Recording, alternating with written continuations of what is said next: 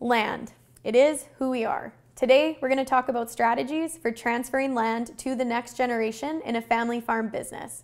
Today's discussion is going to be talking about proactively transferring land versus leaving it in a will.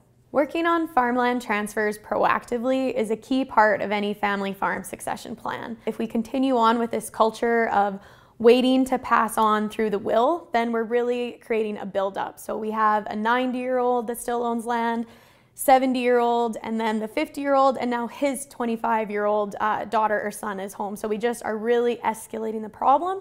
So the more proactive we can be with transferring land, both from a business structure, tax efficient standpoint, while also I think the main part to stress is family relationships, family dynamics, and does that second generation have a clear path to ownership? So definitely the elephant in the room is land values. That is what makes transferring land proactively, that's a big hurdle. I have a lot of the second generation that says, how long am I going to chase this land value of the family farm? Real talk, people are living a lot longer than they used to, right? So it's taking much longer if land is left in the will to be passed down. So one option to explore when you're looking, how do I transfer equity while also protecting it, is a life estate and remainderman interest, where the life estate is the senior generation and the remainderman is the junior generation. What a life estate and remainderman interest does is it gives the junior generation clarity of ownership today. This is huge. However, it's protecting the life estate holders, which are mom and dad. And what they have is control, rights of occupancy, and income for life. What are we saying here? We're saying that junior owns the property today. However, mom and dad are greatly protected. All the child can really sell is the remainderman interest. So what that means is it'll be at discounted, a fair market value, because the land has a life estate. And you really have to figure out who's going to be a buyer when mom and dad have control and can say, get off my property. Essentially, that's a high level overview of it. This was very historical on home quarters, but we're starting to see this a lot on bare land as well, as a way to transfer land while alive. With a life estate and remainderman interest, it's important to note that this is commonly done as a gift. So no money being transferred here, but we will talk later if you do need capital, how we bring that into play. A caution with a life estate and remainderman interest is obviously the potential for co-ownership issues. For example, on a home quarter, again, if both generations live on the property especially, we need to consider who is responsible for repairs, maintenance and upkeep, insurance, capital costs, rental income if you rent out one of the houses, etc. So having very clear discussions, expectations is a must to make this work. So one of the big advantages of a life estate and remainderman interest is there shouldn't be any adverse tax consequences nor probate fees using this option. So our second option is utilizing a repurchase option to transfer land while alive, and this is when we're actually transferring some moolah. So the big thing here is utilized when land is being transferred at less than fair market value. As we all know, in ag today, parents are hardly ever transferring all of their land at fair market value to their child, as it's just not economically feasible. So a repurchase option is trying to have a bit of control for the senior generation on that equity gifted. It is an option that allows you as the senior generation to buy the property back for the same price as transferred. For example, a quarter in my area is $800,000. If my dad transfers it to me, my mom and my dad, at 50% of fair market value. So they sell it to me, so remember this is an actual financial transaction, for $400,000. They have a repurchase option to buy it back for any legal action. So for example, I'm divorced, I'm sued, they can't just call it in because they're mad at me one day. It has to be a legal action. They get to buy it back for $400,000. With this strategy, your lawyer needs to create two contracts. So the first is the sale agreement of the land, and second, independent contract, is the repurchase option agreement. Please do not combine the two, as the repurchase option may then be invalid. Advantage of utilizing the repurchase option is because the second generation's buying the land, as parents, you get to utilize your capital gains deduction. And that's a big pro. Please use your capital gains deduction while alive.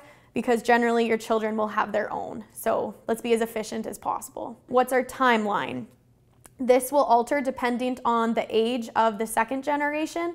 However, if they're at a younger age, then perhaps the repurchase option is for 10 years. When looking at a repurchase option, is please work with your accountants and lawyers, as some tax specialists are concerned that this repurchase option has value and may create adverse tax consequences.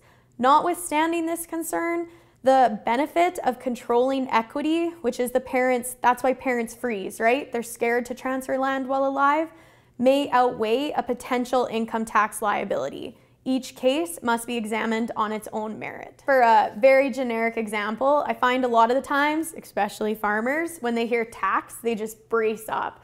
But again, it's cost-benefit analysis. If I'm spending $10,000 to $20,000 in a potential income tax liability to protect $400,000 of equity, then this is a real discussion that needs to be had. And until we're utilizing real numbers with your technical advisor, yeah, that's the main thing. Use your technical advisors in this case, but really do some hard math. A unique twist for option 3 of transferring land while alive is, what about selling a personally owned quarter to your farm company? This creates a shareholder's loan. And so the benefits of a shareholder's loan is when utilizing your capital gains deduction, it can create a tax-free retirement pension for mom and dad. The second bonus is that it creates an off-farm asset for estate planning. If the farming child knows they're going to be the sole owner of the farming company one day, or however that works out with your family, you may have 2 farming children, that's a great way for them to have clarity of land ownership today as well.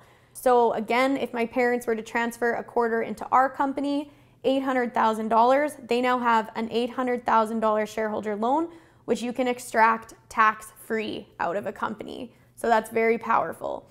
Of that $800,000, they can purchase a new home in town, for example, or redeem that at X amount a year over X amount of years at 0% interest. If they have not used up all of their shareholders loan and it comes time to divvying up the estate, that can also be left to the off-farm children. Again, to extract your shareholders loan tax-free, you must be using your capital gains deduction. Remembering, we need to be very cognizant of our flexibility of having too much land in a corporation, etc. So again, working with your technical advisor, and does this meet our family's plan at this time? Option 4, we have gifting the equity. So one of the ways that this is done is through joint tenancy. Spouse to spouse joint tenancy, there is no adverse concerns. However, there has been some concerns with having mom, dad, farm, child, and how that works when it comes to the will and